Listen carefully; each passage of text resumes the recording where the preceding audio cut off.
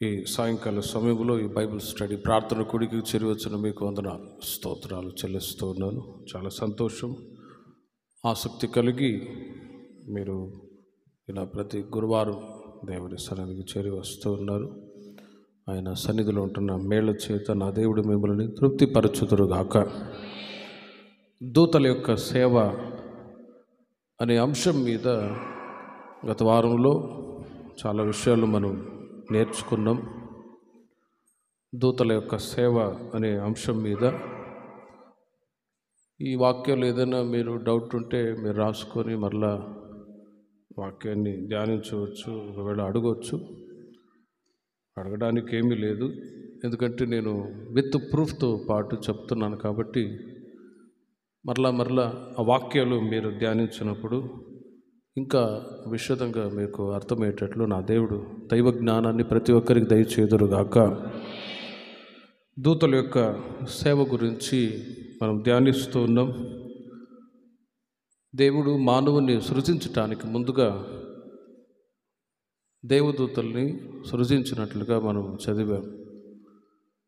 వారు సంపూర్ణముగా సృష్టింపబడ్డారని, వారికి కొన్ని పనులు నియమించి ఉన్నట్లుగా, పాత నిబంధన కాలంలో దూతలు ఏ ఏ సందర్భాల్లో తన ప్రజల్ని దర్శించి ఏ విధంగా వాళ్ళతో మాట్లాడి సంభాషించి దేవుని యొక్క మాటలు తెలియచేశారు, ఇవన్నీ గత వారంలో మనం ధ్యానించాం. దేవదూతలు గురించి బైబిల్లో మత్తయి సువార్త 18వ అధ్యాయం 10వ వాక్యంలో యేసు ప్రభువారు ఒకసారి ఈ మాట తెలియచేశారు. మత్తయి సువార్త 18వ అధ్యాయం 10వ వాక్యంలో, ఈ చిన్నవారిలో ఒకరినైనను తృణీకరింపకుండా చూచుకొనుడి, వీరి దూతలు పరలోకమందున్న నా తండ్రి ముఖమును ఎల్లప్పుడూ పరలోకమందు చూచుచుందురని మీతో చెప్పుచున్నాను. దేవదూతల గురించి బైబిల్లో అక్కడక్కడ చాలా విషయాలు రాయబడ్డాయి, వాటిని మనం ధ్యానిస్తూ ఉన్నాం. యేసుక్రీస్తు వారు సందర్భంలో ఈ మాట చెప్పారు. ఆయా ప్రాంతాల్లో సంచరిస్తూ ప్రజల మధ్యలో దేవుని యొక్క మాటలు పంచుతూ ఉన్న సమయంలో ఒకసారి కొంతమంది చిన్నపిల్లలు వచ్చారు. వాళ్ళు యేసుక్రీస్తు దగ్గరికి వస్తూ ఉన్నప్పుడు శిష్యులు వాళ్ళని దగ్గర రానివ్వట్లేదు. ఆ సమయంలో యేసు ప్రభువు అంటారు, చిన్నపిల్లల్ని మీరు ఆటంకపరచవద్దు, వారిని రానియుడి అని వారిని దగ్గరకు పిలిచి ఆశీర్వదించాడు. ఆ సమయంలో ఇక్కడ యేసు ప్రభువు వారు చెప్పిన శ్రేష్టమైన మాట, మీరు మార్పు నొంది బిడ్డల వంటి వారైతేనే కానీ పరలోక రాజ్యంలో ప్రవేశింపరని మీతో నిశ్చయముగా చెప్పుచున్నాను అని ఆ తర్వాత ఈ మాటలు వ్రాశారు. మీరు మార్పు నొంది బిడ్డల వంటి వారైతేనే కానీ పరలోక రాజ్యంలో ప్రవేశించలేరు అని మీతో నిశ్చయముగా చెప్పుచున్నానని యేసు ప్రభువు వారు చెప్పారు. చిన్నపిల్లలు వచ్చారు, వాళ్ళని ఆటంకపరచవద్దని చెప్పారు. వాళ్ళలో కొన్ని ప్రాముఖ్యమైనటువంటి స్వభావాలు, గుణగణాలు ఉన్నట్లుగా ప్రభువు వారు చెప్తూ ఉన్నారు. మీరు మార్పు నొంది బిడ్డల వంటి వారైతేనే కానీ పరలోక రాజ్యంలో ప్రవేశించలేరు. పరలోక రాజ్యానికి దేవుని ప్రజలైన వాళ్ళు ప్రవేశించడానికి చాలా ఆత్మీయ అనుభవాలు అవసరం. ఏదో మారుమనసు పొందాం, బాప్తిసం తీసుకున్నాం, దేవుని మందిరానికి వచ్చాం, ఇక ప్రభు వస్తే టక్కున వెళ్ళిపోతాము అని కొందరు అనుకుంటారు. కానీ అంతకంటే ఓ లోతైన అనుభవంలో దేవుని ప్రజలైన వాళ్ళు క్రీస్తు యేసునకు కలిగిన ఆ సమానమైన సంపూర్ణతలోనికి వచ్చినప్పుడే ప్రభు యొక్క ముఖ దర్శనాన్ని చూస్తారు. చాలా సంవత్సరాలుగా దేవుని ప్రజలైన మీరు విశ్వాసులుగా దేవుని బిడ్డలుగా కొనసాగుతూ ఉన్నారు. సంవత్సరాలు గడిచే కొలది ఆత్మీయతలో దినదినము ఎదిగే అనుభవాలు అవసరం.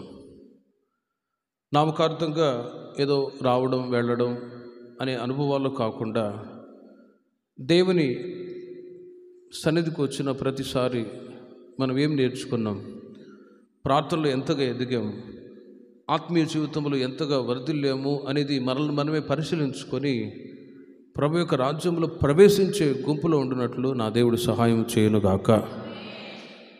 పరలోక రాజ్యంలో ప్రవేశించాలి అని అంటే అందరూ ప్రవేశించలేరు. యేసుప్రభు వారు చెప్తున్నారు, ఈ బిడ్డల వంటి వారైతేనే కానీ మీరు పరలోక రాజ్యంలో ప్రవేశించలేరు. మరి పిల్లల యొక్క స్వభావాలు ఎలా ఉంటాయి అంటే, మీకు పిల్లలు ఉన్నారు, చిన్నపిల్లల్ని కొడతారు, ఏదైనా అల్లరి చేస్తూ ఉన్నా ఆ సమయంలో పిల్లలు ఏడ్చుకుంటూ అంత దూరం పరిగెడతారు. మమ్మీ నన్ను కొట్టింది అని చెప్పి అంత దూరం పరిగెడతారా? మరలా పిల్లలు తిరిగి వస్తారా లేదా? అమ్మ అన్నం పెట్టు, ఆకలేస్తుంది అని అంటారు వెంటనే. అదే ఓ 16 సంవత్సరాల వయసు వచ్చిన యవనస్తులను కొట్టి చూడండి, అలిగి. ఆ మధ్య ఒక యవనస్తుడు ఇల్లు విడిచి వెళ్ళిపోయాడు, వారమంతా ఇంటికి రాలేదు. వాళ్ళమ్మ చాలా బాధపడి, అన్నయ్య మా కుమారుడు ఏదో ఒక మాట అనేసరికి వెళ్ళిపోయాడు, మీరు ప్రార్థన చేయండి అన్నప్పుడు ప్రార్థన చేసాము. వారమంతా ఎక్కడ వెతికినా దొరకట్లేదు. కానీ వారం తర్వాత మళ్ళీ ఇంటికి తిరిగి వచ్చేసాడు. ప్రేమిల బర్లారు, ఎందుకు ఈ మాట చెప్తున్నానంటే, మీరు బిడ్డల వంటి వారైతేనే కానీ పరలోక రాజ్యంలో ప్రవేశించలేరు అన్నప్పుడు పిల్లల జీవితాల్లో వాళ్ళలో మచ్చ, డాగు, ముడత అనేది ఏమీ ఉండదండి. కోపము, ద్వేషము, పగ, ఈర్ష అనేది ఎలాంటి దుష్ట స్వభావాలు పిల్లల జీవితాల్లో ఉండవు. కాబట్టి అలాంటి క్యారెక్టర్స్, స్వభావాలు మీరు కూడా కలిగి ఉంటే మీరు పరలోక రాజ్యంలో ప్రవేశించుదురుగాక. అది మీరు బిడ్డల వంటి వారైతేనే కానీ మీరు పరలోక రాజ్యంలో ప్రవేశించరు. అందునిమిత్తం డివైన్ క్యారెక్టర్స్, దైవికమైన స్వభావాలు దేవుని ప్రజలైన వాళ్ళు ధరించుకోవాలి. కోపము, ద్వేషము, పగ, ఈర్ష అనే ఆ స్వభావాలు చిన్నపిల్లల జీవితాల్లో ఉండవు. అట్టి స్వభావాలు దేవుని ప్రజల జీవితాల్లో, అందుకే చిన్నపిల్లల్ని పోల్చారు. మీరు బిడ్డల వంటి వారైతేనే కానీ పరలోక రాజ్యంలో ప్రవేశించలేరు. ఒకవేళ అలాంటి దుష్ట స్వభావాలు మీ జీవితాల్లో ఉంటే యేసుప్రభు వారు చెప్తున్నారు, ఓ ప్రతిష్ఠింపబడిన జీవితం. యేసుప్రభు వారు చెప్తున్నారు, నీ చెయ్యి అయినను నీ పాదమైనను నేను అభ్యంతరపరచిన యెడల దానిని నరికి నీ యొద్ద నుండి పారవేయుము. అంటే ఇక్కడ యేసుప్రభు వారు చెప్పిన మాటని ఫిజికల్గా అర్థం చేసుకొని ఆ మధ్య ఒకడు చెయ్యి కోసుకున్నాడట. ఒక కాన్సిక్రేషన్ లైఫ్. నీ కన్ను నిన్ను అభ్యంతరపరిచిన యెడల దానిని పెరికి నీ యొద్ద నుండి పారవేయుము. 2 కన్నులు కలిగి అగ్ని గల నరకములో పడవేయబడట కంటే ఒక కన్ను కలిగి జీవములు ప్రవేశించుట మేలు అని అంటారు. ఈ మాటకి అర్థం ఏంటంటే, భౌతికంగా కనులు చెడు చూస్తూ ఉన్నాయి, చేతులు కాళ్ళు చెడుతనానికి పరుగులెడుతున్నాయి. ఇక ఈ చెడుతనాన్ని వదులుకోలేని పరిస్థితుల్లో ఉన్నాను అని కంటిని పొడుచుకోమని చెప్పట్లేదు యేసుప్రభు వారు. స్వభావాల్లో మార్పు కలిగేటట్లుగా తీర్మానం కలిగి విడిచిపెట్టమని దీని అర్థం. ఓ ప్రతిష్ఠింపబడిన అనుభవం. అందుకే యేసుప్రభు వారు చెప్తూ ఉన్నారు, ఇలా చిన్నపిల్లల్ని పోలుస్తూ, మీరు బిడ్డల వంటి వారైతేనే కానీ పరలోక రాజ్యంలో ప్రవేశించలేరు. స్వభావాల్లో మార్పు రావాలి. దేవుని యొక్క రాజ్యానికి దేవుని ప్రజలైన వాళ్ళు ప్రవేశించాలి అంటే, మారుమనసు పొందిన, బాప్తిసం తీసుకున్న, స్వభావాల్లో మార్పు లేకపోతే దేవుని యొక్క రాజ్యానికి వారసులు కానేరము. అందుకే బిడ్డల్లో ఉన్నటువంటి ఆ స్వభావాలు దేవుని ప్రజలైన మనము కూడా కలిగి ఉండాలి. ఆ మాటలన్నీ యేసుప్రభు వారు చెబుతూ, ఈ చిన్నవారిలో ఒకరినైనను తృణీకరింపకుండా చూచుకొనుడి. వీరి దూతలు పరలోకమందున్న నా తండ్రి ముఖమును ఎల్లప్పుడూ పరలోకమందు చూచుచుందరని మీతో చెప్పుచున్నాను. వీరి దూతలు. మీరు గమనించండి, మనల్ని పరిపూర్ణపరిచే ఒక పని దేవుడు తన దూతలకు అప్పచెప్పాడు. మనం క్రీస్తు వలె మారటానికి, మనలో ఉంటున్న చెడు స్వభావాలన్నీ కూడా తీసివేయబడి నవనూతనమైన స్వభావాలు ధరించుకొని క్రీస్తు ఎదుట నిలవబడటానికి దేవుడు తన దూతలను పంపించి మనకు సహాయం చేస్తూ ఉన్నాడు, దైవికమైన స్వభావాలు ఎదగటానికి. కాబట్టి దూతల యొక్క స్వభావాలు, గుణగణాలు చాలా ఉన్నాయి. ఈ మాటలు మీరు గమనిస్తే, పరలోకమందున్న నా తండ్రి ముఖమును ఎల్లప్పుడూ పరలోకమందు చూచుచుందురు. ఎవరు? దూతలు. దేవదూతలు వాళ్ళు పరలోకంలో దేవుని యొక్క ముఖదర్శనాన్ని ఎల్లప్పుడూ చూచుచూ ఉందురు. అట్టి అనుభవంలోనికి దేవుని ప్రజలైన మనము రావాలి అంటే పరిశుద్ధుడు పరిశుద్ధుడు పరిశుద్ధుడు అని కోట్ల కొలది దేవదూతల మధ్యలో నిత్యము కొనియాడబడుచున్న ఆ దేవదూతల గుంపులో సమూహంలో పరిశుద్ధుల సమూహంలో మనము ఉండాలి అంటే యేసుక్రీస్తు వారు చెప్పినట్టుగా మనము మార్పు నంది బిడ్డల వలె మనము క్రీస్తులో ఉన్న దైవికమైన స్వభావాలు కలిగి ఉందముగాక. దేవదూతల గుణాల్లో ఇంకొక విషయాన్ని మీకు చెప్తాను. హెబ్రీయులకు రాసిన పత్రిక 1:14 హెబ్రీయులకు రాసిన పత్రిక 1:14 వీరందరూ రక్షణైన స్వాస్థ్యమును పొందబో వారికి పరిచారము చేయుటకై పంపబడిన సేవకులైన ఆత్మలు కారా. దేవదూతలు వాళ్ళు పరలోకమందు దేవుని యొక్క ముఖదర్శనాన్ని చూచుచూ ఉండే అనుభవాలు వాళ్ళు కలిగి ఉన్నారు. ఈ దేవదూతల యొక్క గుణాల్లో ఇంకొక విషయం ఏంటంటే వీరందరూ రక్షణను స్వాస్థ్యం పొందబో వారికి పరిచారము చేయుటకై పంపబడిన సేవకులైన ఆత్మలు కారా. మునుపు మీతో చెప్పినట్లుగా రక్షించబడ్డారు, బాప్తిసం తీసుకున్నాం, దేవుని సన్నిధికి మనం వస్తూ ఉన్నాం. ప్రారంభ దశలో దేవుని ప్రజలు పొందిన ఆ అనుభవాన్ని రక్షణ అని అంటారు. కొంతమంది పల్లెటూరులో వెళ్ళినప్పుడు ప్రభు నమ్ముకున్నారా అంటే ఆ మధ్య ఒక ఆమె అవునయ్యా ప్రభులో దిగాం మేము అంటారు. దిగింది లేదు, ఎక్కింది లేదు, ఎక్కడం కాదు, దిగడం కాదు, రక్షణలోనికి రావడం అంటారు. ప్రభు నమ్ముకోవడం అది ఫస్ట్ స్టేజ్, రక్షణలో ప్రారంభించబడుతుంది. ఆ రోజు నుండి దేవుని ప్రజలైన మనము రక్షణ అయిన స్వాస్థ్యం పొందటానికి రక్షణ ద్వారా కలిగే రివార్డ్, రక్షణ ద్వారా కలిగే ఆశీర్వాదం ఏంటంటే నిత్య జీవము. నమ్మువారికి రక్షణ, నమ్మని వారికి శిక్ష విధించబడుతుంది. ప్రభు నమ్ముకున్నాం కాబట్టి మనకిచ్చే ఒక రివార్డ్ ఏంటంటే భౌతికమైన ఆశీర్వాదాలు కాదు. అప్పుడప్పుడు మన విశ్వాసులను కూడా కొందరు అడుగుతారట, ఆ చర్చికి వెళ్తున్నారు మీరు, పాస్టర్ గారు ఏమైనా ఇస్తారా, అందుకే వెళ్తున్నారా అని అంటారు. ఏమైనా ఇస్తున్నానా మీకు? ఏమి ఇవ్వట్లేదు, మీరే ఇచ్చిపోతున్నారు నాకు. ఏమైనా ఇస్తున్నారా అంటే నేను మీకు ఏమి ఇవ్వట్లేదు, కానీ దేవుని ద్వారా మనం పొందే ఆశీర్వాదం నిత్య జీవం. ఆత్మీయతలో దినదినము ఎదిగి ప్రభురాకుడికి సిద్ధపడి కడవరి రక్షణ కొరకై మనం సిద్ధపడి ప్రభు యొక్క సన్నిధిలో ఆయన ముఖదర్శనాన్ని చూడటానికి సంఘ సహవాసానికి తీసుకొని రాబడ్డాం. ఇక్కడ పొగడ్తలు కానీ హెచ్చించుకోవడం కానీ ఈ కార్యక్రమాలు ఏమీ ఉండవు. ఆత్మీయతలో ఎదిగామా, ప్రభు రాకడకై సిద్ధపడ్డామా, దేవుని యొక్క రాజ్యానికి మనం చేర్చబడుతున్నామా, ఆ స్వాస్థ్యం కొరకు మనం సిద్ధపరచబడుతూ ఉండగా ఈ దేవదూతలు ఏం చేస్తున్నారంటే రక్షణ అయిన స్వాస్థ్యాన్ని పొందబోవారికి పరిచారం చేయుటకై పంపబడిన సేవకులైన ఆత్మలు కారా. ఈ దేవదూతల్ని పంపించి దేవుడు మంచి శుభ సమాచారాన్ని చెప్తూ ఉన్నాడు. దేవదూతలను పంపించి తన ప్రజల్ని కాపాడుతూ ఉన్నాడు.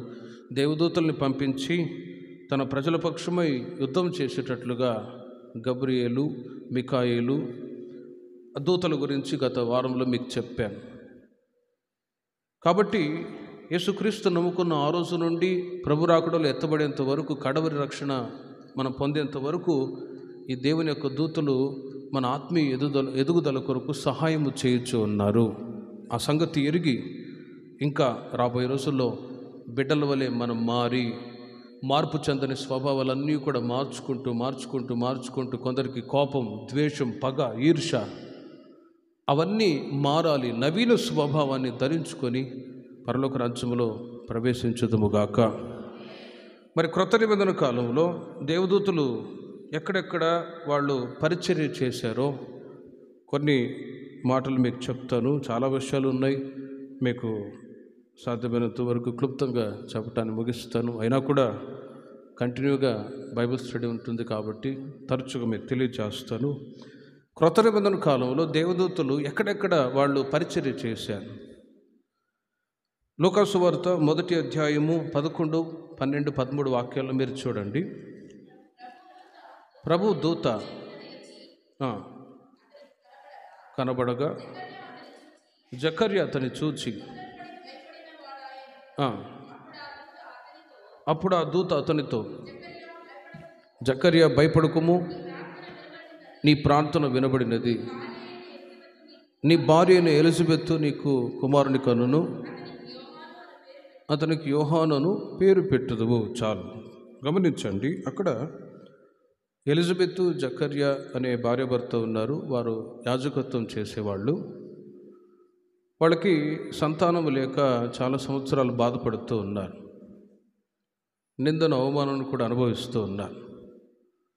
అలాంటి సమయంలో వాళ్ళ జీవితాల్లో ఒక గొప్ప కార్యాన్ని దేవుడు చేయాలని కోరుకున్నవాడై, బాప్తిస్మా ఇచ్చే యోహాను యొక్క జననమును గురించి ప్రభు దూత ముందుగా ఈ జకర్యాకి తెలియచేశాడు.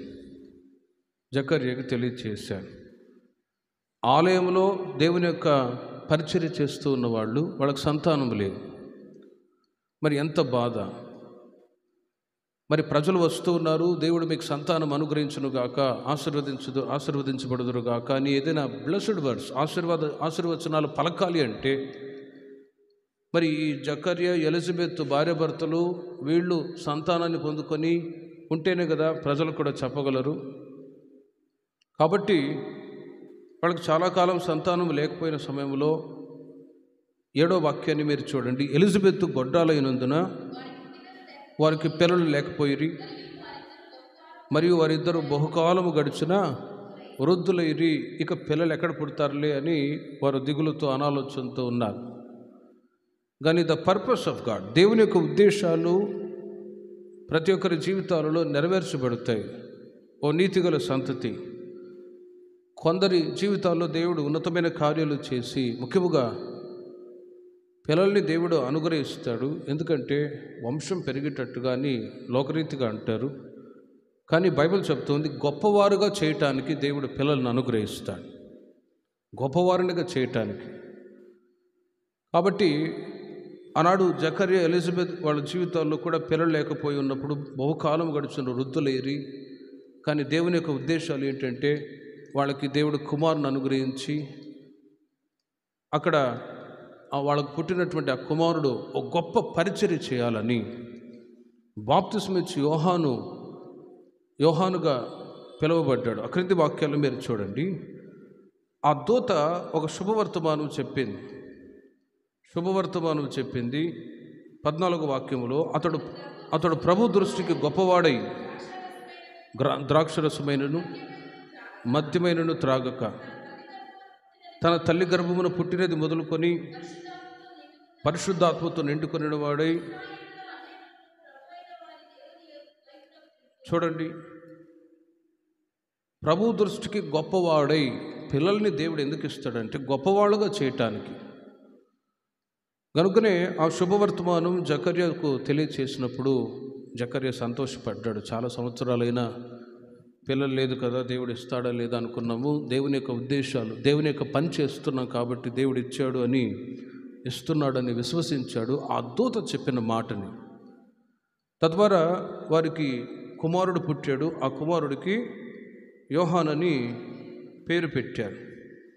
ఆ దూత చెప్పినట్లుగానే బాప్తిస్మా ఇచ్చి యోహాను పెరిగి పెద్దవాడై పరిశుద్ధాత్మతో నిండుకొనిన వాడై ఇశ్రాయేలులలో అనేకులను ప్రభు వైపు, వారి దేవుని వైపునకు త్రిప్పుచూ వచ్చాడు.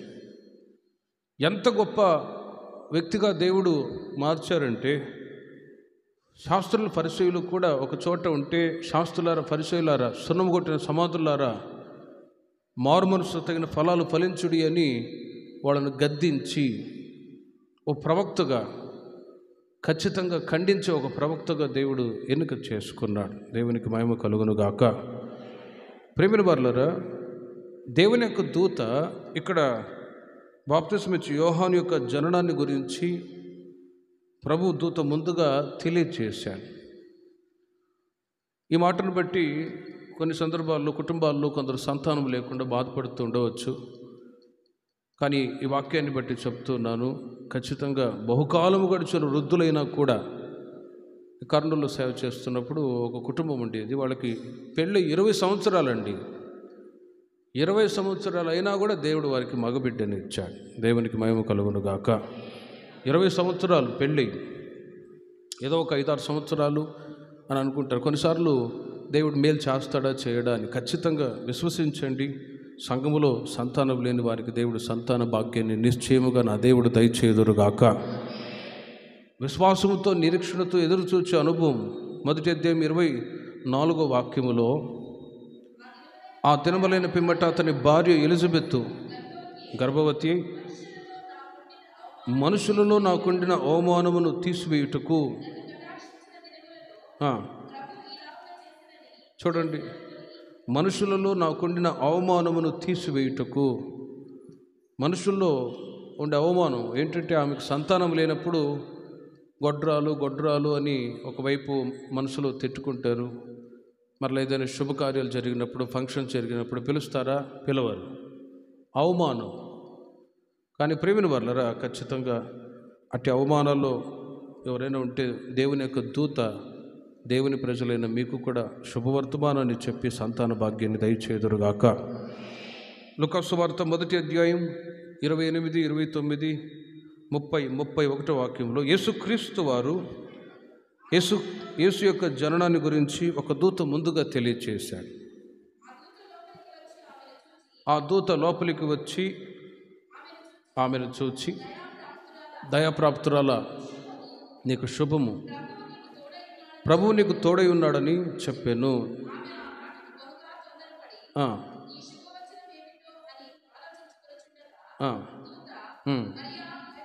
మరియు భయపడకుము, దేవుని వలన నీవు కృప పొందితివి.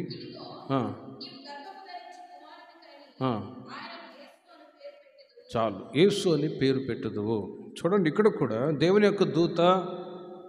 ఏ దూత అని అంటే, అక్కడ 26వ వాక్యంలో గబ్రియేలు దూత మరియ దగ్గరికి వచ్చి, దయాప్రాప్తురాలా, నీకు శుభము, ప్రభు నీకు తోడై ఉన్నాడు అని ఓ శుభవర్తమానాన్ని చెప్తోంది. మరి ఏ శుభవర్తమానం దూత చెప్పబోతుందా అని ఆలోచిస్తూ ఉంటే, ఇదిగో నీవు గర్భవతి అయి కుమారుని కనబోతున్నావు. వెంటనే టెన్షన్ పుట్టుకున్నది మరియకి. క్రిస్మస్ రాబోతుంది.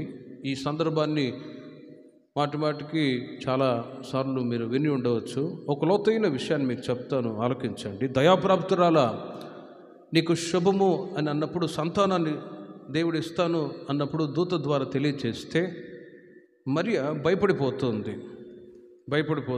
ఎందుకంటే అప్పటికే మరియకి యోసేపుకి ఎంగేజ్మెంట్ అయిందే కానీ వివాహం కాలేదు. మరి ఎంగేజ్మెంట్ కాకమునిపై పిల్లలు పడితే సమాజం ఊరుకుంటుందా? ఊరుకోరండి. కాబట్టి మరియకి భయం. మరలా దేవుని యొక్క దూత సెకండ్ టైం మరలా దేవుని యొక్క దూత చెప్తుంది 34వ వాక్యములో, అందుకు మరియ, పురుషుడు ఎరుగని దానినే, చూడండి, ఇది ఎలాగూ జరుగును, హౌ ఇట్ పాసిబుల్, ఎలా సాధ్యం? దేవుని యొక్క దూత చెప్తుంది, శుభవర్తమానం, నీవు కుమారుని కంటావు, యేసు అని పేరు పెడతావు. ఆ వర్తమానానికి సంతోషపడింది. ఓకే, మరి ఎంగేజ్మెంట్ అయింది, మరి పెళ్లి కాకముందు పిల్లలు పుట్టడం, ఇది ఎలాగూ జరుగునో, హౌ ఇట్ పాసిబుల్? కానీ మరలా దేవుని యొక్క దూత ఏమని చెప్తుందో చూడండి. పరిశుద్ధాత్మ నీ మీదికి వచ్చును, సర్వశక్తుని శక్తి నిన్ను కమ్ముకొనును గనుక పుట్టబో శిశువు పరిశుద్ధుడై దేవుని కుమారుడు అనబడును. ఎన్ని మాటలు చెప్పినా ఇది సాధ్యమేనా? దేవుని యొక్క దూత మాటిమాటికి వచ్చి ఆమెకు శుభవర్తమానం చెప్తుంది. అధైర్యపడిన సమయంలో, కలవరపడుతున్న సమయంలో మరలా ధైర్యపరిచే మాటలు. పరిశుద్ధాత్మ నీ మీదికి వచ్చును, సర్వోన్నతుని శక్తి నిన్ను కమ్ముకొనును. ఈ మాటల్ని లోక సంబంధమైన వ్యక్తులు రకరకాలుగా మాట్లాడేవాళ్ళు ఉన్నారు, వేరే విధంగా. కానీ ప్రేమిన వర్లరా, సత్యమే, దాన్ని ఎవరు మార్చలేరు. శిశువు పరిశుద్ధుడై దేవుని కుమారుడు అనబడును. ఆ వర్తమానాన్ని ఆమె విశ్వసించింది. నెక్స్ట్ ఆమె ఏం చెప్తుందో చూడండి 37వ వాక్యములో, దేవుడు చెప్పిన మాట ఏ మాట అయినను నిరర్థకము కానేరదని ఆమెతో చెప్పెను. విశ్వాస సహితమైన మాటలు ఎలిజబెత్ పలుకుతుంది.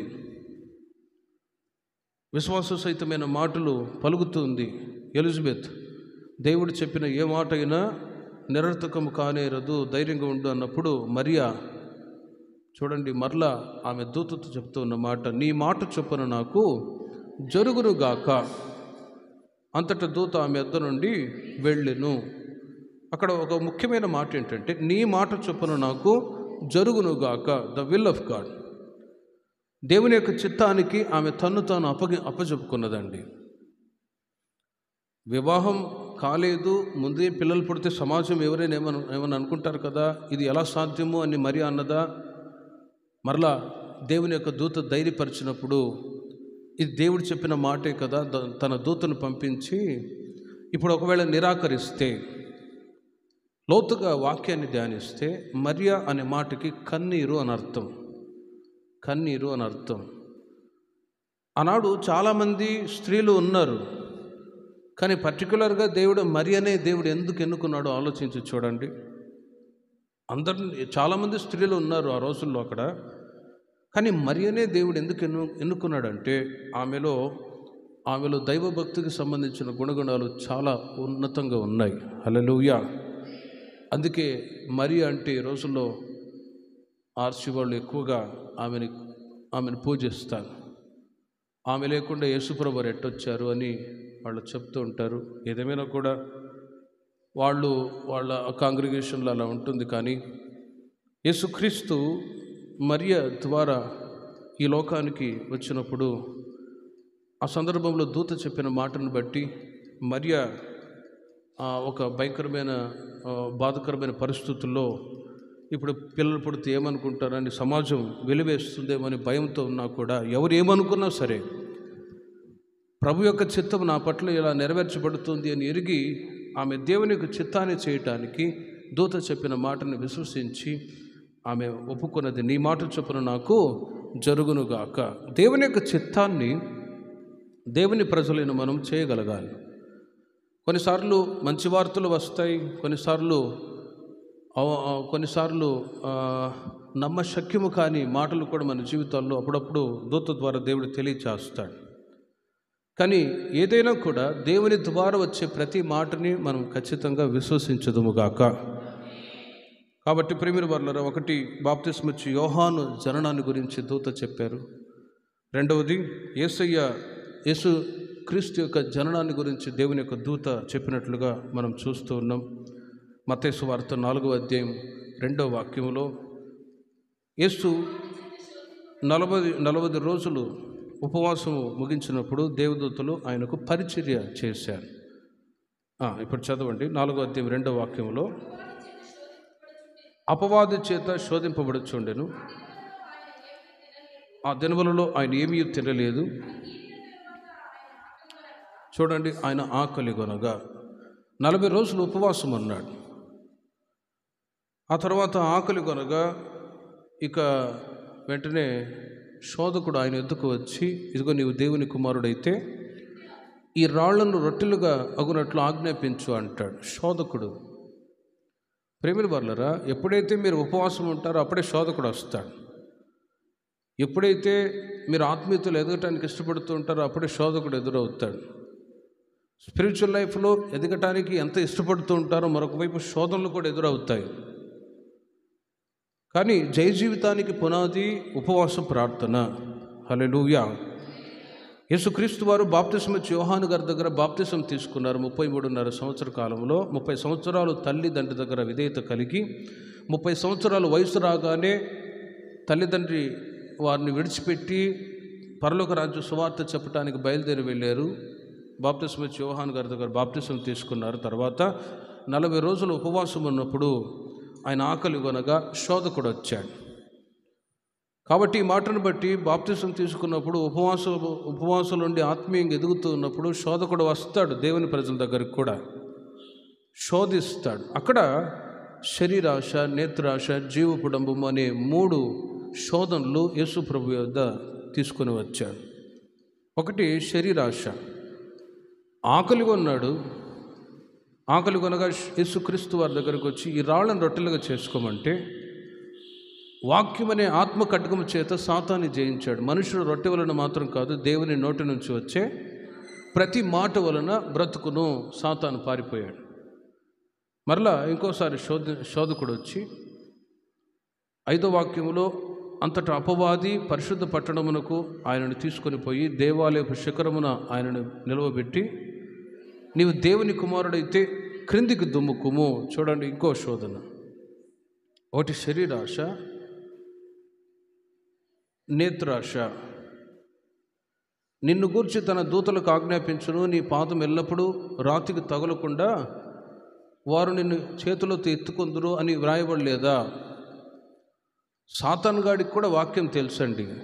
మీరు అనుకోవచ్చు సాతాను గాడికి ఏమీ తెలియదు. సాతాను గాడికి వాక్యం తెలుసు.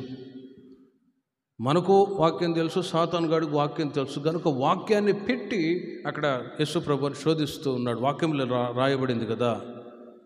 వాక్యాలు అందరికీ తెలుసు, కానీ డైవర్ట్ చేసి కల్పనా కథల వైపు తిరుగు కాలము వచ్చుచూ ఉన్నది అని బైబిల్లో రాయబడ్డట్టుగా వాక్యాన్ని ఎలాగైనా డైవర్ట్ చేసి బోధించేవాళ్ళు చాలామంది లోకంలో ఉన్నారు. సాతాను యొక్క స్పిరిట్ ఏంటంటే, మనుషులకు అనుకూలమైన బోధ బోధిస్తే జనం వస్తారు అని అంటారు. అనుకూలమైన బోధ, గద్దింపు, హెచ్చరికలు ఏమీ లేకుండా బ్రెడ్ మీద బటర్ పోసినట్టుగా ఆ మాటలు చెప్పారనుకోండి, అబ్బా అని ఆ మాటలు వినడానికి వచ్చేవాళ్ళు చాలామంది ఉన్నారు. ఏదైనా ఖండించామా, గద్దించామా, ఇక అంతే, నెక్స్ట్ కనబడరు. కాబట్టి క్రీస్తు ఎదుట మనం నిలవబడాలి అంటే ఖండింపు, గద్దింపు ఇవి ఉంటేనే ప్రభు ఎదుట మనం నిలవబడగలము. వాక్యాలు అన్ని విధాలుగా ఉంటాయి. ఒకవేళ కల్పనా కథలు చెప్పి ప్రజల్ని రాబట్టుకున్న, లోక సంబంధమైన ఆశీర్వాదాలు పొందుకున్న పరలోక రాజ్యానికి దేవుని ప్రజల్ని మనం సిద్ధపరచలేము. కనుకనే మన సహవాసంలో ఎక్కువగా లోక సంబంధమైన కార్యాలకు ఫోకస్ ఇవ్వం. చెప్పు, ఎవరు ప్రార్థన చేస్తే బాగయ్యారు, నువ్వే అని అంటదా మీడియాలో. ఎవరు ప్రార్థన చేస్తే నువ్వే. అట్లా కెమెరా తీసి పెట్టాలంటే చాలా ఉంటాయి మనకి. మనం అలా చేయము. కానీ ఉపదేశము ద్వారా, వాక్యము ద్వారానే దేవుని యొక్క ముఖదర్శనాన్ని మనం చూడగలము. హల్లెలూయా. అద్భుతాలు, మహత్కార్యాల ద్వారా కాదు. ప్రభువా, నీ నామమున మేము దయ్యములను వెళ్ళగొట్టాము, నీ నామమున ఆశ్చర్యకార్యములు చేశాం కదా అంటే, హూ ఆర్ యు, మీరు ఎవరో నేను ఎరుగను అంటాడు. కనుకనే ఈ రోజుల్లో దేవుని యొక్క వాక్యాన్ని మనం ఎక్కువగా ధ్యానిస్తూ, వాక్యానుసారంగా జీవిస్తూ మనం ఉంటాం. ఈ వాక్యం మనకు జయ జీవితాన్ని ఇస్తుంది. శోధకుడు వచ్చాడు, శరీరాశ, నేత్రాశ, ఈ జీవపు డంబమనే ఆ పాపాలు. మూడవదిగా 8వ వాక్యంలో కూడా మీరు చూడండి, అపవాది మిగులు ఎత్తైన కొండ మీదికి ఆయన తోడుకొని పోయి ఈ లోక రాజ్యములన్నిటినీ వాటి మహిమను ఆయనకు చూపి, నీవు సాగిలపడి నాకు నమస్కారం చేసిన ఎడల వీటన్నిటినీ నీకు ఇచ్చేదనని ఆయనతో అనగా, యేసు వానితో సాతానా పొమ్ము అని గద్దించగా సాతానుడు పారిపోయాడు. ఒకసారి ఆలోచించండి. యేసు 40 దినములు ఉపవాసం ముగించినప్పుడు దేవదూతలు ఆయనకు వచ్చి పరిచర్య చేశారు. సాతానుడు శోధిస్తూ ఉన్నాడు. కానీ దేవదూత వచ్చి 11వ వాక్యములో, అంతటా అపవాది ఆయనను విడిచిపోగా ఇదిగో దేవదూతలు వచ్చి ఆయనకు పరిచర్య చేసిరి.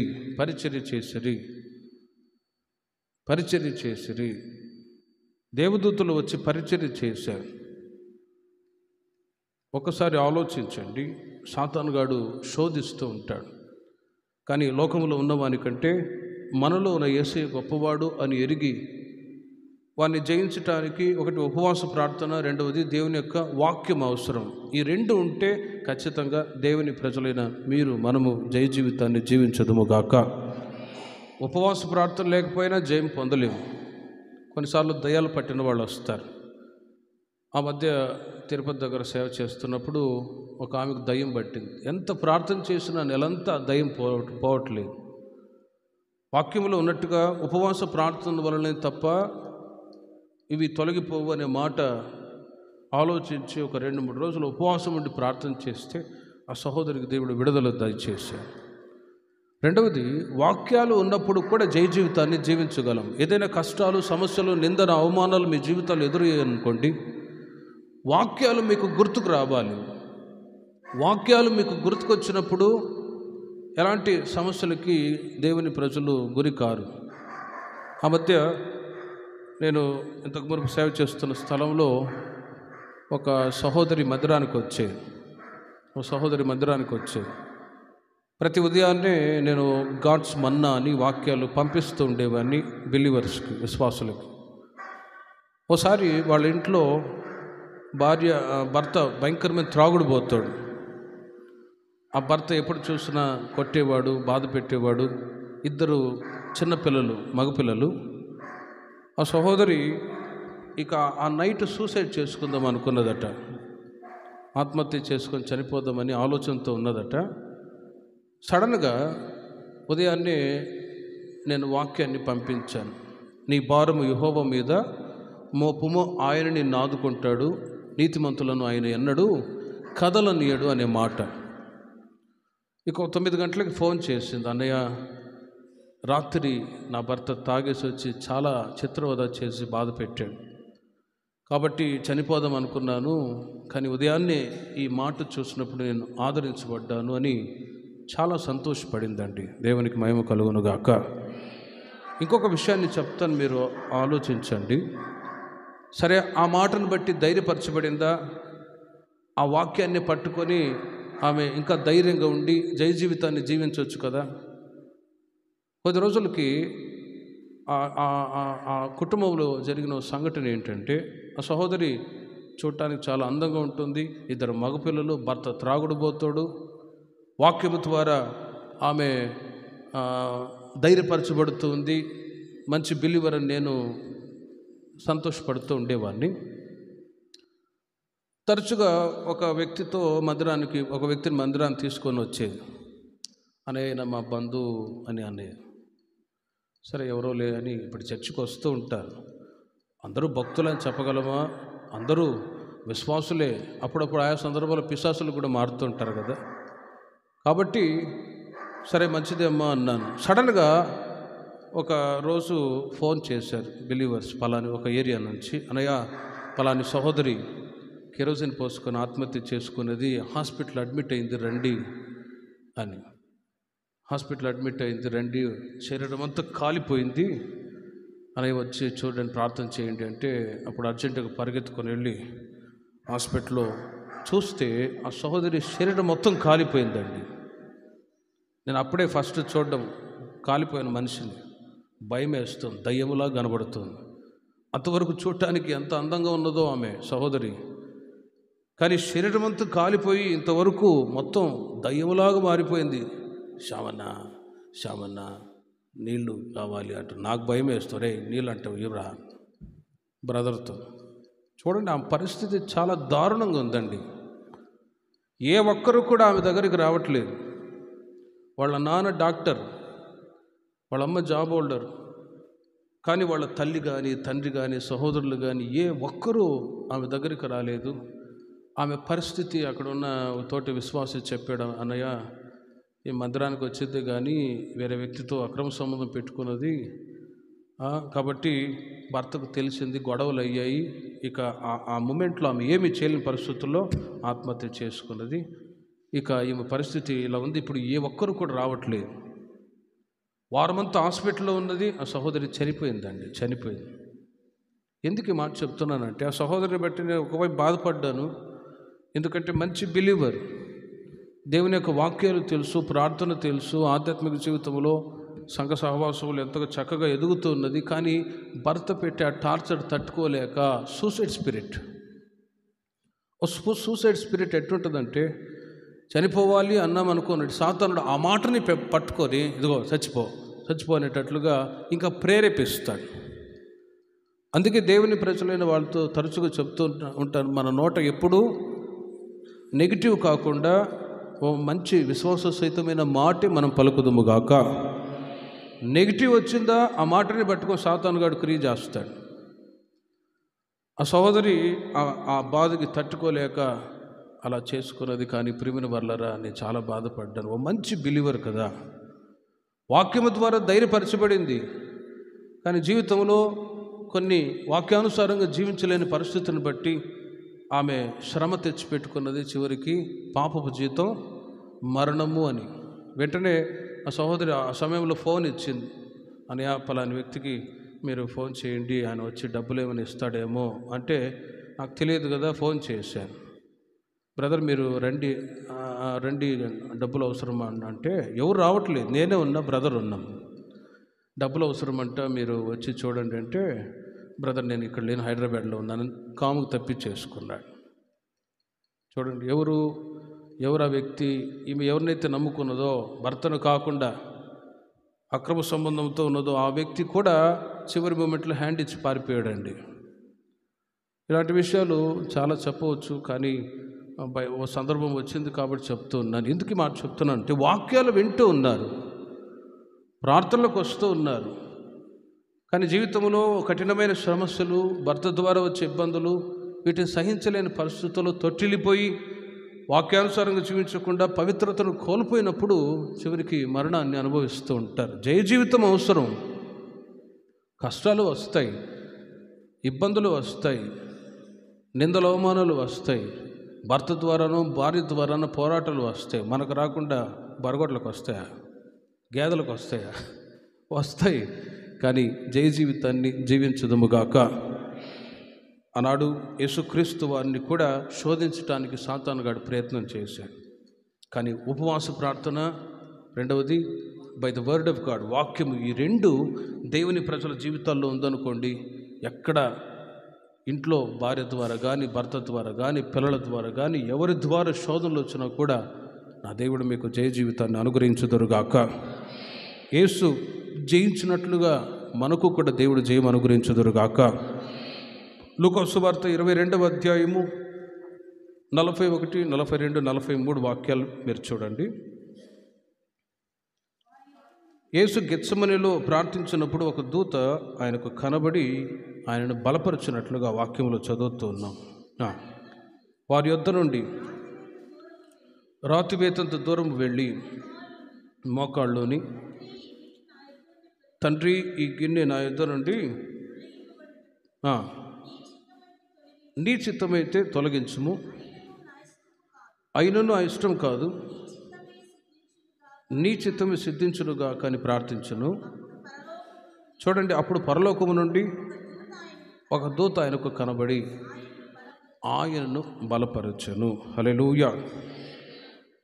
ఇక్కడ 4వదిగా యేసుక్రీస్తు గెత్సెమనే తోటలో ప్రార్థిస్తున్నారు. ఒక దూత ఆయనకు కనబడి ఆయనను బలపరచెను.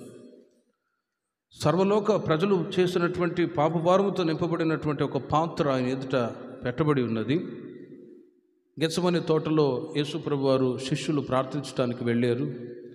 రాతి వేతంత దూరము వెళ్ళి యేసు ప్రభు వారు ఒక బండను ఆనుకొని ప్రార్థిస్తూ ఉన్నారు. ఇప్పుడు కూడా యెరూషలేములో ఉంది ఆ బండ. ఇలా మోకాళ్ళలోని ఆ బండను ఆనుకొని ప్రార్థించిన ఆ గెత్సెమనే తోటలో ఆ బండ ఇప్పుడు కూడా ఉంది. అంత దూరాన శిష్యులు ప్రార్థన చేస్తూ ఉన్నారు. యేసు ప్రభు వారు వాళ్ళ దగ్గరికి వెళ్ళి మీరు మెలకువతో ప్రార్థన చేయుడి అంటే నిద్రపోతూ ఉన్నారు. మరలా సెకండ్ టైం మీరు మెలకువతో ప్రార్థన చేయుడి, నిద్రపోతూ ఉన్నారు. మీరు శోధనలో ప్రవేశించుకుంటున్నట్లు మెలకువతో ప్రార్థన చేయుడి అని చెప్పారు, అయినా నిద్రపోతూ ఉన్నారు. చూడండి, నిద్ర అనేది అదొక స్పిరిట్ అన్నమాట. నిద్రపోవాలి, మంచిదే. గాఢ నిద్ర, గొరకలు తీసే నిద్ర, ఇంకా ఎవరు శబ్దం చేసిన మెలకువలేని నిద్రలు ఉంటాయి. మీరు శోధనలో ప్రవేశించకుండా మెలకువతో ప్రార్థన చేయడానికి మరలా నిద్రపోతూ ఉన్నారు. యేసయ్య అంటాడు, ఆత్మ సిద్ధమే కానీ శరీరం బలహీనం. మీరు మోకరించి ప్రార్థన చేయాలి, స్తోత్రం హల్లెలూయా అనాలంటారా? శరీరం చెప్పింది వదిలే, మోకాళ్ళను ప్రార్థన చేయలేవు, కొలబడు, నువ్వు మోకరించి ప్రార్థన చేయవు, సతికిలబడు, మోకరించి ప్రార్థన చేయలేవు, పడుకొని ప్రార్థన చేయి అనేటట్టుగా శరీరం లేజినెస్కి అవకాశం ఇస్తుందండి. వద్దులే వద్దులే. అందుకే ఆత్మ సిద్ధం, ఆత్మ చెప్తుంది ఇదిగో మోకాళ్ళని ప్రార్థన చేయాలి ఈ పూట. శరీరం చెప్తుంది మోకాళ్ళ నొప్పులు వస్తాయి అని ఆ బలహీన పరిచే స్పిరిట్. అందుకే ఆత్మ సిద్ధమే కానీ శరీరం బలహీనం.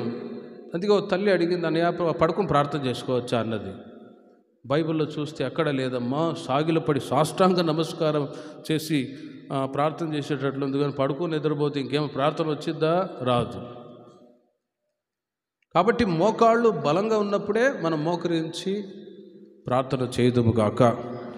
ప్రార్థనకు దేవుడు అవకాశాలు ఇచ్చినప్పుడే ప్రార్థన చేయాలి. ఒకరోజు వస్తుంది, అప్పుడు మనం ప్రార్థన చేయలేము కనుక యేసుక్రీస్తు వారు కూడా ఆయన రాతివేతంత దూరం వెళ్ళి అక్కడ మోకాళ్ళలోని ప్రార్థన చేస్తూ ఉన్నాడు. తండ్రి, నీ చిత్తమైతే ఈ పాత్ర నా యుద్ధం నుండి తొలగించు, అయినా నా ఇష్టం కాదు, నీ చిత్తమే సిద్ధించునుగాక అని గెత్సెమనే తోటలో ప్రార్థించారు.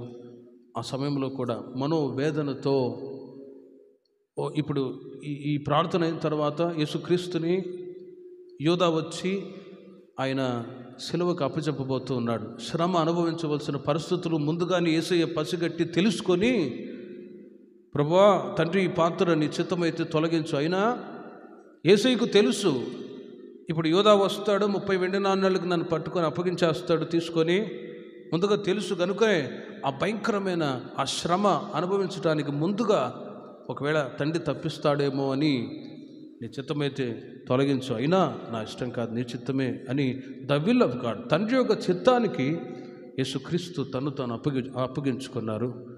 కానీ పరలోకంలో ఉంటున్న తండ్రి ఓ దూతను పంపించి ప్రభువుని బలపరచెను. హల్లెలూయా. చూడండి దూత యొక్క పాత్ర ఎంతగా ఉందో. ఈ మాటను బట్టి మనము కూడా బలహీనతల్లో, ఇబ్బందుల్లో, శ్రమల్లో, ఏదైనా ఒక శ్రమ అనుభవిస్తున్న సమయంలో కృంగిపోకుండా దేవుడు తన దూతను పంపించి మనల్ని కూడా ఆయన బలపరుస్తూ ఉన్నారు. విశ్వాసంతో హల్లెలూయా చెప్పండి. హల్లెలూయా. తన దూతను మాటి మాటికి పంపించి ఆయా సందర్భాల్లో క్రియ జరిగిస్తూ ఉంటారు. ఈ సందర్భంలో ఈ వాక్యాన్ని బట్టి మనం బలహీనతల్లో ఉన్న ఆత్మ మనకు దేవుని యొక్క దూత సహాయము చేయునుగాక. మత్తయి సువార్త 28వ అధ్యాయం 2వ వాక్యం. మత్తయి సువార్త 28:2. ప్రభు దూత పరలోకము నుండి దిగివచ్చి రాయి తొలగించి దాని మీద కూర్చుండెను. చూడండి, యేసు యొక్క సమాధి ద్వారమందున్న రాయిని ఒక దూత పొర్లించెను. 5వదిగా మీకు చెప్తూ ఉన్నారు దేవుని యొక్క దూత చేసిన పరిచర్య. యేసుక్రీస్తు వారు సమాధుల్లో పెట్టబడ్డాడు. 3 దినములైంది. 3వ దినమున రిజరెక్షన్ పవర్తో లేపబడాలి. యేసుక్రీస్తు 33.5 సంవత్సర కాలం ఈ లోకంలో జీవించారు. 3.5 సంవత్సర కాలం తండ్రి యొక్క చిత్తాన్ని చేసి ఈ లోకంలో మానవాళి కొరకు ప్రాణత్యాగం చేసి ఆయన సమాధిలో పెట్టబడ్డాడు. 3 దినములైంది. ఆదివారం తెల్లవారుజామున క్రీస్తు సమాధిలో నుండి బయటకు రావాలి. ఆ సమయంలో దేవుని యొక్క దూత ఒక రాయిని ఒక దూత పొర్లించెను. చూడండి, ఆ రాయి ఇప్పుడు కూడా యెరూషలేములో ఉంది. చాలా పెద్ద రాయి. ఎందుకంటే ఆ రోజుల్లో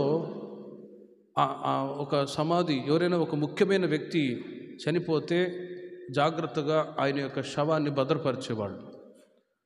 ఎందుకంటే ఒకవేళ ఆ డెడ్ బాడీని తీసుకెళ్ళి వాళ్ళు ఎక్కడైనా వేరే చోట ఉంచుతారా?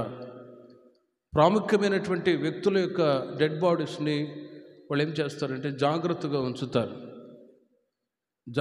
ఉంచుతారు. ఆ రోజుల్లో యేసుక్రీస్తు వారు చనిపోయినప్పుడు కూడా ఆయన ద్వారా ఎంతోమంది రక్షించబడ్డారు. ఆయన ద్వారా ఎంతోమంది మేలులు పొందారు.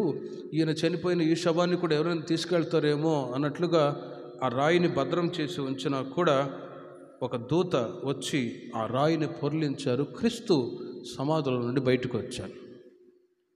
6వది 5వ వాక్యము నుండి మీరు చూడండి, ఆయన సమాధి వద్ద ఏడ్చుచున్న స్త్రీలకు యేసు యొక్క పునరుత్థానమును గురించి ఒక దూత తెలియచేశాడు.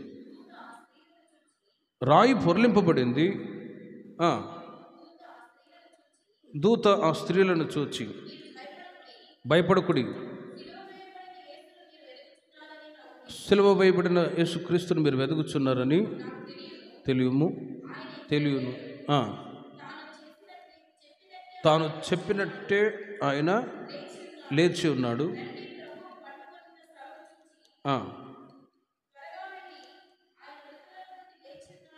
మృతులలో నుండి లేచి ఉన్నాడని ఆయన శిష్యులకు తెలియచేయుడి.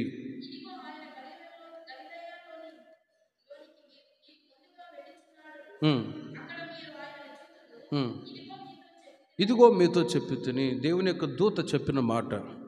అక్కడ ఆ వాక్యంలో 2 కార్యాలు దేవుని యొక్క దూత చేసినట్లుగా చూస్తున్నాం. ఒకటి, రాయిని పొర్లించింది. రెండవదిగా ఆ దూత ఆ స్త్రీలకు యేసు యొక్క పునరుత్థానమును గురించి దూత తెలియచేశాడు. మీరెందుకు వెతుకుతూ ఉన్నారు?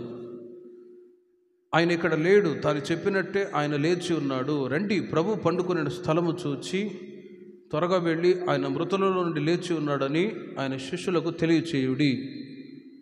ఆ రోజు నుండి ప్రజలందరూ కూడా అంతవరకు సిలువ వేయబడిన క్రీస్తు అనుకున్నారా? కానీ ఇప్పుడు వి ప్రీచ్ క్రైస్ట్ రిజరెక్టెడ్, మేము పునరుత్థానుడైన క్రీస్తుని ప్రకటించుచు ఉన్నాము. సిలువ వేయబడిన క్రీస్తును కాదు. సిలువ మరణము అనేది ఒక అపజయం. సిలువ మరణం అనేది ఒక అపజయం. చాలామంది లోకరీతిగా చాలామంది కామెంట్ చేసి నవ్వేవాళ్ళు కూడా ఉన్నారు. ఒరే, మీ దేవుడు, నేను కాలేజీలో ఉన్నప్పుడు కూడా మా ఫ్రెండ్సే కామెంట్ చేసేవాళ్ళు, యేసు ప్రభు దేవుడైతే ఆయన ఎందుకు రమేకులు వాడతారు, ఊరకరా దేవుడు కాదు ఏం కాదు అనేవాడు. దేవుడైతే 10 తలలు పెట్టుకొని 10 కత్తులు తీసుకొని నాలుక చించాలా చంపేటట్లు ఉండాలి, కానీ ఏదరా మీ దేవుడు మేకులతో కొట్టబడ్డం ఏంటురా అని ప్రజెంట్ కూడా చాలామంది కామెంట్ చేసేవాళ్ళు ఉన్నారు. ప్రేమిల వర్లారా, శిలువ మరణం అనేది ఒక అపజయమే. బట్ రిజరెక్షన్, పునరుత్థానం అనేది గొప్ప మహిమను, గొప్ప మేలు, రక్షణ మనకు అనుగ్రహింపబడి ఉన్నది. హల్లెలూయా. కాబట్టి ప్రేమిల వర్లారా, దూత రాయిని దొర్లించింది. ఆ తర్వాత ఒక వర్తమానం, పునరుత్థానం గురించిన సమాచారం దూత తెలియచేసినప్పుడు అక్కడ యేసు ఇంకా మరియా ఇంకా కొంతమంది స్త్రీలు శిష్యులందరూ తెలుసుకొని నిజంగా ఆయన చెప్పినట్లుగా లేచి ఉన్నాడు. యేసుక్రీస్తు వారు శిష్యుల మధ్యలో, ప్రజల మధ్యలో సంచరిస్తున్న సమయంలో చాలాసార్లు చెప్పారు, నన్ను సిలువకు వేస్తారు, నేను మరల 3వ దినమున తిరిగి లేస్తాను అనే ఆ వర్తమానం, ఆ మాటలు చెప్పినా కూడా గ్రహించలేదు. అయితే కొందరు గ్రహించిన వాళ్ళు పునరుత్థానం తర్వాత గ్రహించుకున్నారు. కాబట్టి ఆ గ్రహింపు మనకు కూడా అనుగ్రహింపబడి ఉన్నది. యేసుక్రీస్తు ఆయన సిలువ వేయబడ్డాడు, వాస్తవమే. ఎంతోమంది మహానుభావులు చనిపోయారు, కానీ మరణాన్ని జయించి తిరిగి లేచింది యేసుక్రీస్తు మాత్రమే. అట్టి దేవుణ్ణి మనం ఆరాధించడానికి దేవుడు కృప చూపారు. దేవునికి మహిమ కలుగును గాక. ఏదో అందరూ పూజిస్తూ ఉన్నారు, దేవుళ్ళని పిలువబడే వాళ్ళని మేము కూడా ఏదో పూజిస్తూ ఉన్నాము అనుకోవద్దు. ఇది జీవము లేని నిరీక్షణ కాదు, కానీ జీవము కలిగిన నిరీక్షణ.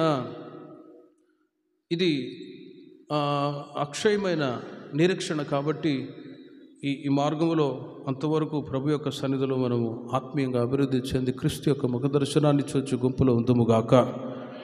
యేసుక్రీస్తు పునరుత్థానుడై మరణాన్ని జయించి తిరిగి లేపబడ్డట్టుగా క్రీస్తునందు మృతులైన వాళ్ళు కూడా మొదట లేపబడతారు. ఆయన పునరుత్థానుడైనట్టుగా క్రీస్తు నందు మృతులైన వాళ్ళు కూడా ఒక రోజున సమాధి చేయబడతారు, క్రీస్తు ప్రత్యక్షమైనప్పుడు లేపబడతారు అనే ఒక నిరీక్షణ క్రీస్తు ద్వారా మనం నేర్చుకుంటూ ఉన్నాం. కాబట్టి క్రీస్తు ఆయన చనిపోయి సమాధిలో పెట్టబడి ఉంటే దూత వచ్చి రాయిని పొర్లించింది. ఆ తర్వాత పునరుత్థానాన్ని గురించిన వర్తమానం కూడా చెప్పారు. ఇప్పుడు ఆ పునరుత్థానాన్ని గురించి మనము కూడా తెలుసుకొని, అందుకే పునరుత్థానుడా అని పాటలు పాడి ప్రభుని స్తుతిస్తూ ఉన్నాము. ఆ పునరుత్థానపు శక్తిని సంఘములో ఉంటున్న ప్రతి ఒక్కరూ అనుభవించుదురుగాక. యోహాను సువార్త 20వ అధ్యాయం 11, 12, 13 వాక్యాల్లో కూడా యేసు యొక్క సమాధిలో కూర్చుండని 2 దేవదూతలు మగ్దలేని మరియతో మాట్లాడిన ఆ సందర్భాన్ని చూడండి. అయితే సమాధి బయట నిలిచి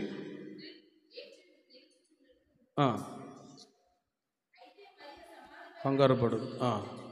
ఓకే. వంగి చూడగా చూడండి, తెల్లటి వస్త్రములు ధరించుకుని 2 దేవదూతలు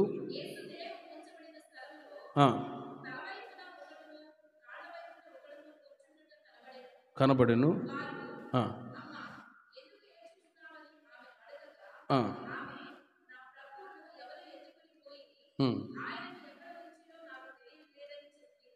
చూడండి, అక్కడ యేసు యొక్క సమాధిలో కూర్చున్న 2 దేవదూతలు మగ్దలేని మరియతో మాట్లాడారు. రాయిని పొర్లించారు దేవుని యొక్క దూత. వాళ్ళకి పునరుత్థానాన్ని గురించి తెలియచేశారు. ఈ యోహాను సువార్తలో యోహాను గారు రాశారు, మరియా సమాధి బయట నిలిచి ఏడ్చుచూ ఉండగా. ఇక్కడ మత్తయి, మార్కు, లూకా, యోహాను వీళ్ళిద్దరూ క్రీస్తు యొక్క శిష్యులు.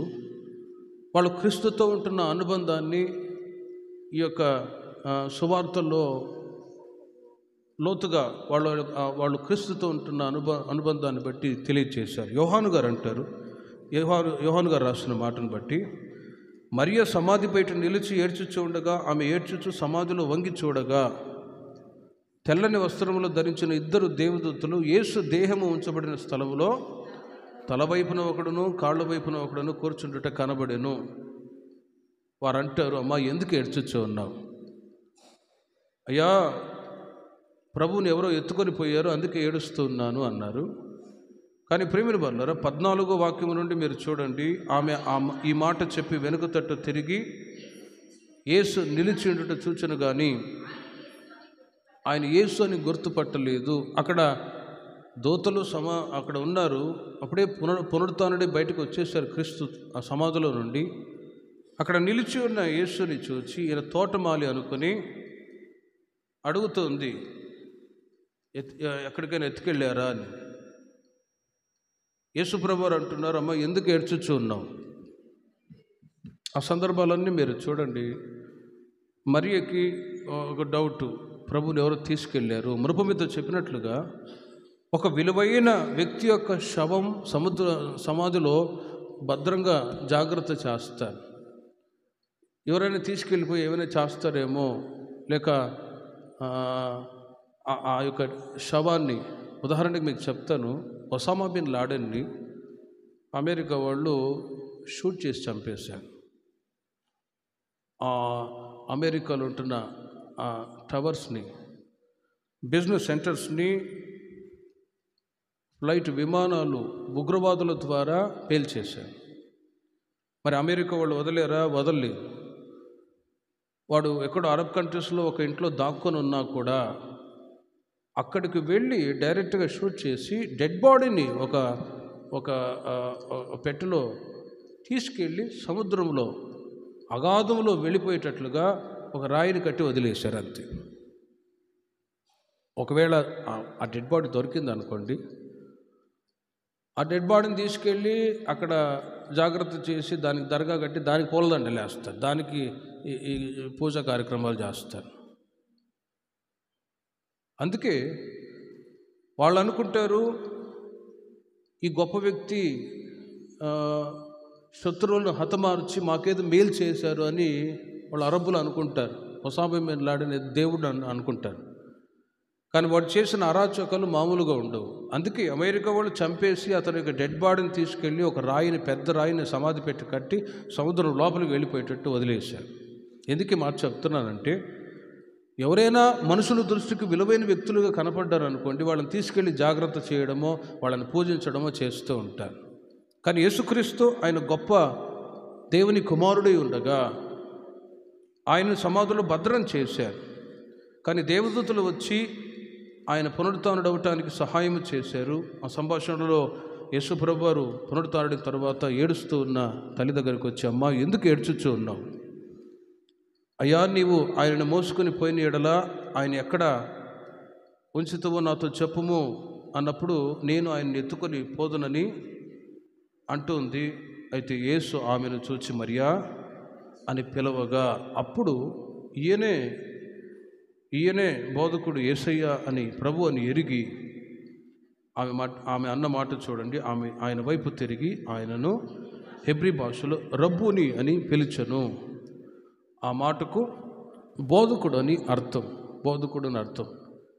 ఇలాంటి ఒక కార్యం జరగటానికి ఆ ఇద్దరు దేవదూతలు అక్కడ ఉండి చెప్పినటువంటి ఆ మాటలు, అక్కడ ఉన్న సందర్భాలను బట్టి దేవుని యొక్క దూతలు మగ్దలేని మరియతో మాట్లాడిన అనుభవం, దేవదూతలు పాత్ర అక్కడ కూడా ఉందండి. హల్లెలూయా.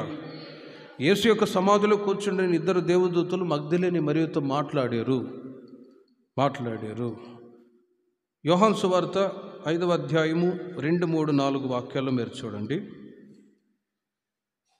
రోగులు స్వస్థపరచబడుటకు ఒక దూత సహాయం చేశాడు. యెరూషలేములో గొర్రెల ద్వారము దగ్గర కోనేరు కలదు, 5 మంటపములు కలవు.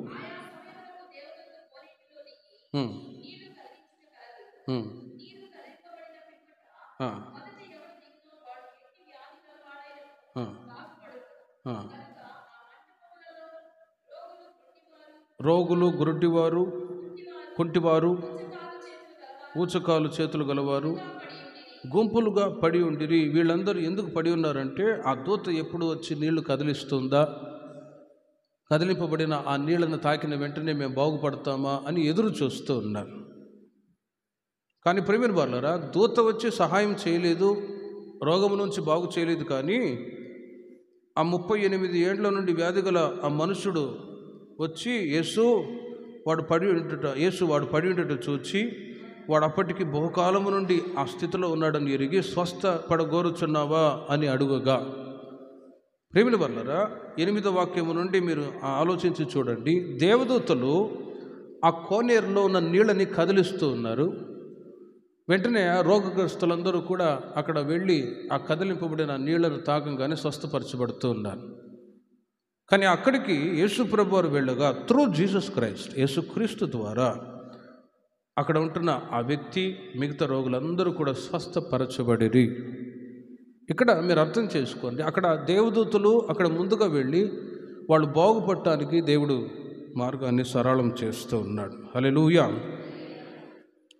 అపోస్తల కార్యములు 12వ అధ్యాయము 7 నుండి 10 వాక్యాలు కూడా మీరు చూడండి. ఇదిగో ప్రభు దూత, ఒక దూత పేతురును చెరసాల్లో నుండి విడుదల చేసిన ఆ అనుభవాలు అక్కడ రాయబడ్డాయి. పేతురు చెరసాల్లో వేయబడ్డాడు. సంఘమైతే అత్యాసక్తితో ప్రార్థన చేస్తూ ఉండగా ఒక దూత వచ్చి, సమయం లేదు నేను స్పీడ్గా వెళ్తాను కొద్దిగా, ఒక దూత వచ్చి ఆ పేతురుని, చెరసాల్లో ఉన్న పేతురుని బయటికి తీసుకొచ్చింది. చూడండి, ఆ రోజుల్లో యేసుక్రీస్తు వారు పునరుత్థానుడై వెళ్ళిపోయిన తర్వాత శిష్యులకి, సంఘానికి హింస కలిగింది. అప్పుడు శిష్యులందరూ మాట్లాడుకున్నారు, ఇదిగో మనమందరం ఒకే గుంపుగా కలిసి ఉంటే ఈ మతపిచ్చు కలిగిన వాళ్ళు, కులపిచ్చు కలిగిన వాళ్ళు మమ్మల్ని ఇంకా హింస పెట్టి చంపేస్తారేమో, హతసాక్షులుగా చనిపోతామేమో, కాబట్టి మనమందరం ఒకే చోట ఉండడం మంచిది కాదు. మనం ఆయా ప్రాంతాలకి, ఆయా దేశాలకు వెళ్ళిపోయి సర్వలోకానికి దేవుని యొక్క సువార్త ప్రకటిద్దామని చెప్పి శిష్యులు చెదిరిపోయారు. పేతురు ఇటలీ దేశానికి వెళ్ళాడు, శిష్యులందరూ ఆయా ప్రాంతాలకు వెళ్ళారు. దేవుని కృప వల్ల తోమ గారు మన దేశానికి వచ్చారు. ఆయన ద్వారా మనకు సువార్త అందింపబడినది. హల్లెలూయా. కానీ పేతురు గురించి అక్కడ రాయబడింది, పేతురుని కూడా చెరసాల్లో వేశారు. అయితే దేవుని యొక్క దూత వచ్చి అక్కడ నుండి బయటికి తీసుకొని వచ్చారు. ఎందుకు తీసుకొని వచ్చారు? 10వ వాక్యంలో మీరు చూడండి.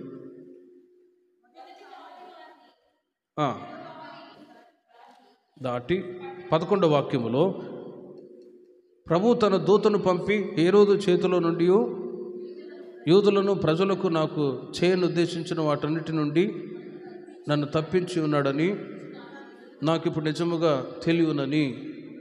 ప్రేమిల వారలారా, దేవుని యొక్క దూత అక్కడ పేతురుని చెరసాల నుంచి విడిపించిన ఉద్దేశాలు, అక్కడ ఉంటున్న ప్రజలు ఇంకా చాలామందికి దేవుని యొక్క సువార్తను ప్రకటించడానికే ఆ మిరాకల్ని చూసి అక్కడ ఉంటున్న చెరసాల నాయకులు కానీ ఆ సరౌండింగ్స్లో ఉన్న వాళ్ళందరూ కూడా ప్రభువుని ఎరిగేటట్లుగా దూత చేసిన ఆ అద్భుతమైన క్రియ ద్వారా ప్రభువుని తెలుసుకునేటట్లు దేవుడు కృప చూపాడు. హల్లెలూయా. కాబట్టి అక్కడ కూడా దేవుని యొక్క దూత క్రియ జరిగించాను. అపోస్తల కార్యములు 10వ అధ్యాయము 3 నుండి 6 వాక్యాలు, ఆ తర్వాత 22వ వాక్యం మీరు నోట్ చేసుకొని గమనించండి. 10వదిగా, ఒక దూత కొర్నేలికి కనబడి ఏమని చెప్తుందంటే, పగటి వేళ ఇంచుమించు వచ్చి కొర్నేలి అని పిలుచుట,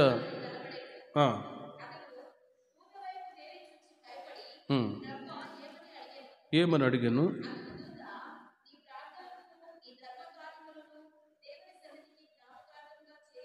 ఆ, ఆ, ఆ. సీమోనుని పిలిపించుము.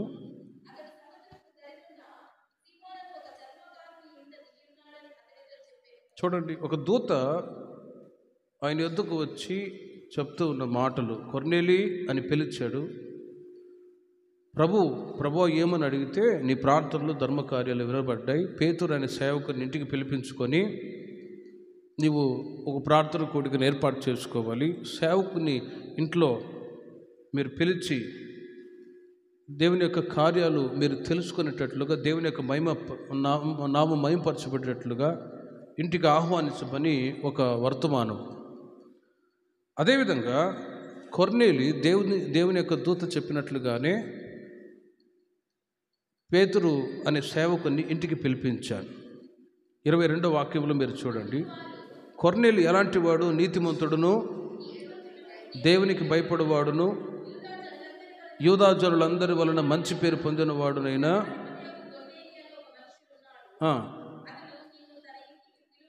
తన ఇంటికి పిలువనంపించి నీవు చెప్పు మాటలు వినవలనని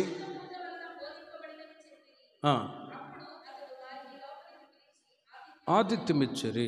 గమనించండి, సంఘములో దేవుని ప్రజలైన వాళ్ళందరూ కూడా కొర్నేలి కుటుంబం వలె ఉందరుగాక. ఎందుకంటే దేవుని యొక్క దూత మీకు కూడా ప్రేరేపణ ఇచ్చి పిలుస్తాను, చెప్తాను. సంఘ సహవాసము, సేవకుల సహవాసాన్ని గురించి ఇక్కడ దేవుని యొక్క దూత మిడలుగా ఉండి చెప్తున్న మాటలు మీరు ఆలోచించి చూడండి.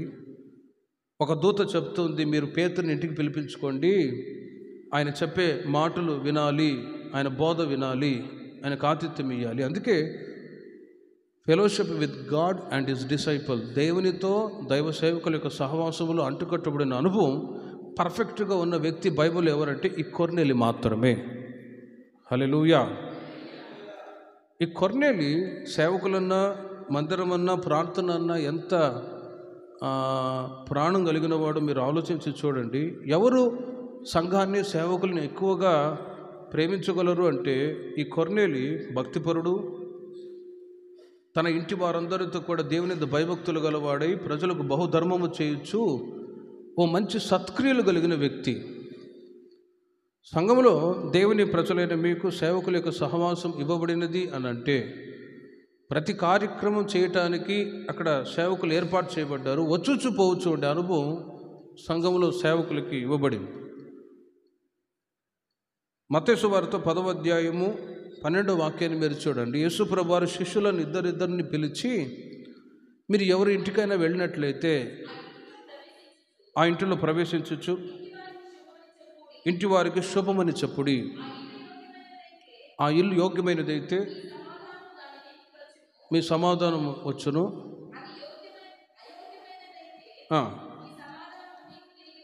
చూడండి, కొర్నేలి సేవకుడైన పేతురు రాగానే రిసీవింగ్ చాలా బాగుంది.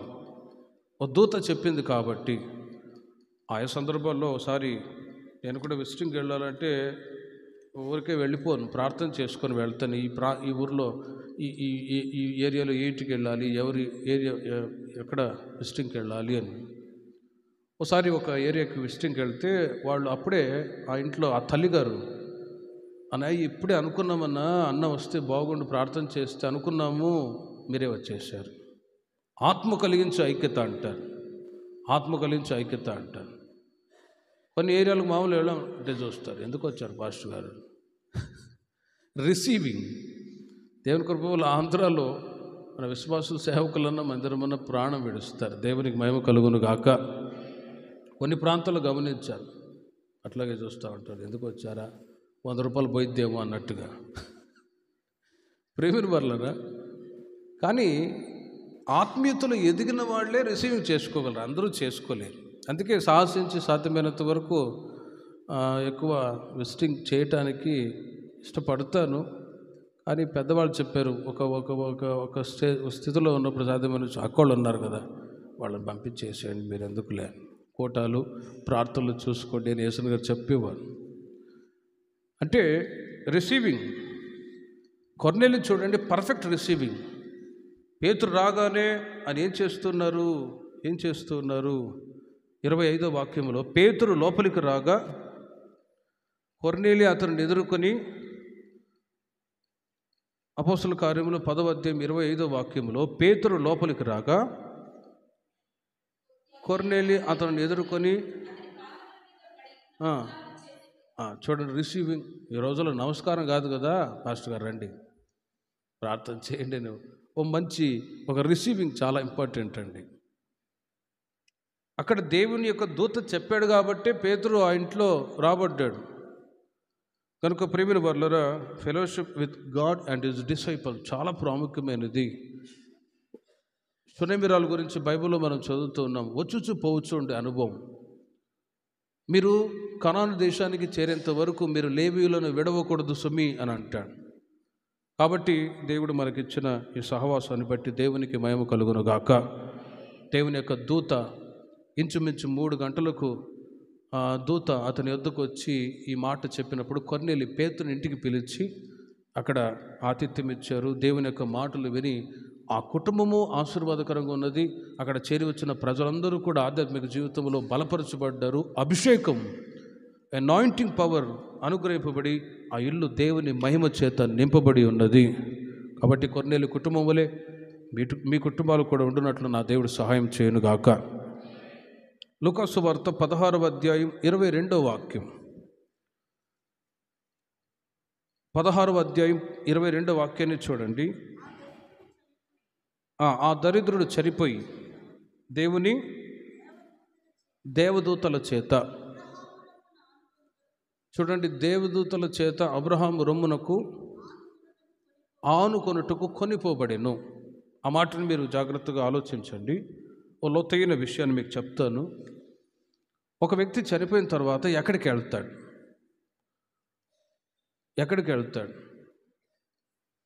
క్రీస్తునందుండి మృతులైన వాళ్ళు మొట్టమొదట చనిపోయిన తర్వాత ఎక్కడికి వెళ్తారు? ఈ సందర్భాన్ని బట్టి మనం క్లియర్గా అర్థం చేసుకోవాలి. ఒక వ్యక్తి చనిపోయిన వెంటనే అతని ఆత్మ దేవుని యొక్క దూత పాతాళపు పరదేశంలోనికి తీసుకొని వెళ్తాను. ఈ శరీరం మట్టికి మట్టి అయిపోతుంది, ఆత్మ దేవుని యొద్దకు వెళ్ళిపోతుంది. అంటే ఇక్కడ అబ్రహాము రొమ్మున విశ్రాంతి తీసుకోవటానికి ఆ ఆత్మ వెళ్ళిపోతుంది. మొట్టమొదట అది ఎక్కడ ఉందంటే ఈ భూమి క్రింద అని చెప్పవచ్చు. ఇటర్నిటీలో, నిత్యత్వంలో నాలుగు స్థలాలు ఉన్నాయి. కానీ చనిపోయిన వ్యక్తి అతని ఆత్మ ఎక్కడికి వెళ్తుందంటే పాతాళ పరదేశంలో విశ్రాంతి గల స్థలంలో. ఆ దరిద్రుడు చనిపోయాడు, ఎక్కడికి వెళ్ళాడు? అబ్రహాము రొమ్మును ఆనుకొనటానికి వెళ్ళాడు. అది విశ్రాంతి స్థలం పాతాళ పరదేశంలో. చనిపోయిన వ్యక్తులు అలా అక్కడికి వెళుతారు. కానీ ధనవంతుడు చనిపోయాడు, ఎక్కడికి వెళ్ళాడో చూడండి. ఆ ధనవంతుడు చనిపోయిన తర్వాత నీళ్లు లేని అగాధములో పడద్రోయబడ్డాడు. 16వ అధ్యాయము 25వ వాక్యములో మీరు గమనిస్తే, ధనవంతుడు కూడా చనిపోయి పాత పెట్టబడెను. 25వ వాక్యం 2వ మాటను మీరు గమనించండి. నీవు నీ జీవితకాలం అంతా నీకు ఇష్టమైనట్టు సుఖం అనుభవించితివి, అలాగునని లాజరు కష్టం అనుభవించనని జ్ఞాపకం చేసుకున్నాము. ఇప్పుడైతే వాడు ఇక్కడ నెమ్మది పొందుచున్నాడు, నీవు యాతన పడుచున్నావు. యాతన గల స్థలం.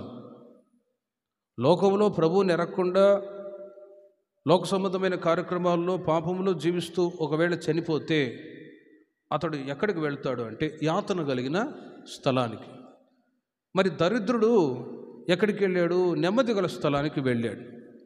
అతడు పేదవాడైనా కూడా ప్రభు నమ్ముకున్నాడు, ప్రభు మార్గంలో నడిపించబడ్డాడు, మంచి జీవితాన్ని జీవించి కన్నుమూశాడు. చూడండి, ధనవంతుడు దేవుని రాజ్యంలో ప్రవేశించుట సూది బెజ్జములో ఒంటె దూరుట సులభము అని అంటాను. ఆ ధనవంతుడు ఏ కాడికి నా ప్రాణమా తినుము త్రాగుము సుఖించుము అని విచ్చలవిడిగా తిని త్రాగి సుఖించి చచ్చిపోయాడా? అందుకే దేవుడు అంటాడు, నీ జీవితకాలం అంతా నీకు ఇష్టమైనట్టు సుఖం అనుభవించుతివి. ఒక విషయాన్ని మీకు చెప్తాను. చాలాసార్లు ఈ లోకంలో ఉన్నంత వరకు కష్టము, శ్రమ, ఇబ్బంది త్వరగా వెళ్ళిపోతే బాగుంటుంది అని కొందరు అంటారు. కానీ సుఖం అనుభవించి చావడం కాదు, కానీ కష్టాలు అనుభవిస్తే నెమ్మది గల స్థలానికి మనం వెళ్ళుదుముగాక. ఈ లోకంలో సుఖం అనుభవిస్తే నెమ్మది లేని స్థలానికి వెళ్తారు. నీవైతే యాతన పడుచు ఉన్నావు, యాతన కలిగిన స్థలం. ప్రేమిన వర్లారా, దేవుని జనులు మరణించినప్పుడు వారి యొక్క ఆత్మలని దేవదూతలు పరలోక రాజ్యానికి తీసుకొని వెళ్తారు. ఈ పని దేవదూతలకు అప్పచెప్పబడినది. ఆ మధ్య సైంటిఫిక్గా కూడా ప్రూఫ్ చేశారు. ఒక డెడ్ బాడీని పెట్టారు, మరణ పడకలో ఉన్న డెడ్ బాడీని. ఆ చనిపోయేటప్పుడు ఆ ఆత్మ అది కనబడ్డట్టుగా వాళ్ళు ఐడెంటిఫై చేసి ప్రూఫ్ చేశారు, ఆత్మ వెళ్తుంది అని. కాబట్టి ఈ లోకంలో ఎవరు పరలోక రాజ్యానికి, ఎవరు యాతన గల స్థలానికి వెళ్తారు, ఎవరు నెమ్మది గల స్థలానికి వెళ్తారు అంటే ఈ యొక్క ధనవంతుడు లాజరు గురించిన ఈ యొక్క మాటల్లోనే మనం తెలుసుకోవచ్చు. యాతన కలిగిన స్థలంలో ఉండి ధనవంతుడు, ఇదిగో లాజర్ని పంపించు, నాకు దాహం వేస్తుంది, ఒక చిటిక నీళ్లు నా నోటికి అంటించమంటే, నువ్వు ఉండే స్థలం వేరు, ఇతనుండే లాజరు ఉండే స్థలం వేరు, నువ్వు అక్కడికి వెళ్ళలేవు, అతను ఇక్కడికి రాలేడు అని అనగానే భయం వేసింది. అలాగైతే నాకు ఇంకా 5 మంది సహోదరులు ఉన్నారు, దయచేసి లాజర్ను పంపించి వాళ్ళకి సువార్త చెప్పమని. పోయిన వారంలో అంత ముందు వారం చెప్పాను. బాగా తెలిసిన వాళ్ళు ఇప్పుడు మన ముందు వచ్చి నిలబడ్డారు అనుకో, మరి అమ్మా బాగున్నావమ్మా అన్నాం అనుకో, మీరు ధైర్యంగా ఉంటారా? సమాధి తోటలో నుంచి సమాధి చేసి పాతి పెట్టారు గత వారంలో, తెలిసిన ఆమె వచ్చి ఇప్పుడు పలకరిస్తే ఇక్కడ నుంచి అందరూ బారిపోతాం, దయమైంది అని. కనుక దేవుడు కూడా అంటాడు, ఇదిగో బ్రతికి ఉన్నప్పుడే ప్రవక్తలు నీ దగ్గరకు వచ్చి దేవుని యొక్క మాటలు చెప్తూ ఉండగా, మరి చచ్చిపోయిన వ్యక్తి లాజరు చనిపోయాడు, ఇప్పుడు నెమ్మదిగల స్థలంలో ఉన్నాడు, మరలా వెళ్ళి అక్కడ నీ 5 మంది సహోదరులకు సువార్త చెప్తే వాళ్ళు వింటారా? చచ్చిపోయిన వాళ్ళు వెళ్ళి సువార్త చెప్పడానికి కుదురుతుందా? ఇది అనవసరం, ఇది కుదరని పని. ఆ ధనవంతుడు అలాగే యాతన పడుచునే అక్కడ ఉండిపోయాడు. ప్రేమిన వర్లరా, కానీ దేవుని జనులు, అందుకే ఈ లోకంలో మనం ఉన్నప్పుడు ఒక మంచి ముగింపు అవసరం, మంచి ముగింపు అవసరం. పేదవాళ్ళైనా కూడా నా యొక్క ఎక్స్పీరియన్స్ బట్టి చెప్తుంటాను, కొన్నిసార్లు అన్నీ కలిగి ఉండి కూడా స్పిరిచువల్ లైఫ్లో జీరోగా ఉన్నవాళ్ళు ఉన్నారు, ఏమీ లేని వాళ్ళు ఆత్మీయతలో ఐశ్వర్యవంతులుగా ఉన్నవాళ్ళు కూడా ఉన్నారు. అట్టి వారిని బట్టి దేవునికి మహిమ కలుగును గాక. ప్రార్థన చేసుకుందాం. వచ్చే వారం మరి కొన్ని విషయాలు మీకు తెలియచేస్తాను. ఇంకా ఒక 4 విషయాలు ఉన్నాయి, వచ్చే వారం చెప్తాను. ఆ తర్వాత కాలములు అనే డిస్పెన్సేషన్ అనే ఒక సబ్జెక్ట్ కొత్తగా నెక్స్ట్ వీక్ మీకు చెప్తాను. సమయమైంది, ప్రార్థన చేసుకుందాం. విన్న వాక్యాన్ని బట్టి ఒక చిన్న ప్రార్థన చేసుకుని ముగించుకుందాం. దూతలు చేయని నీ దివ్య సేవను ధూళినైనా నేను చేయ కృపనిచ్చితివే. దూతలు చేయని నీ దివ్య సేవను ధూళినైనా నేను చేయ కృపనిచ్చితివే. ధూపార్తిని చేపట్టి చేసేదా, ధూపార్తిని చేపట్టి చేసేదా. సియోను శిఖరాన సిలువ సితారతో సింహాసనం ఎదుట క్రొత్త పాట పాడెదా. సియోను శిఖరాన సిలువ సితారతో సింహాసనం ఎదుట క్రొత్త పాట పాడెదా. సియోను రారాజువు నీవేగా, సియోను రారాజువు నీవేగా. శాశ్వత కృపను నేను తాళంచగా కాదుగా నైతిని నీ సన్నిధిలో, కాదుగా నైతిని నీ సన్నిధిలో. శాశ్వత కృపను నేను తాళంచగా దూతలు చేయని నీ దివ్య సేవను ధూళినైనా నేను చేయ కృపనిచ్చితివే. దూతలు చేయని దివ్య సేవను ధూళినైనా నేను చేయకృపనిచ్చితివే ధూపార్తిని చేపట్టి చేసేదా ధూపార్తిని చేపట్టి చేసేదా శాశ్వత కృపను నేను తాళంచగా నైతిని నీ సన్నిధిలో కానుకనైతిని నీలో శాశ్వత కృపను నేను తాళంచగా దూతలు చేయని విన్న వాక్యాన్ని బట్టి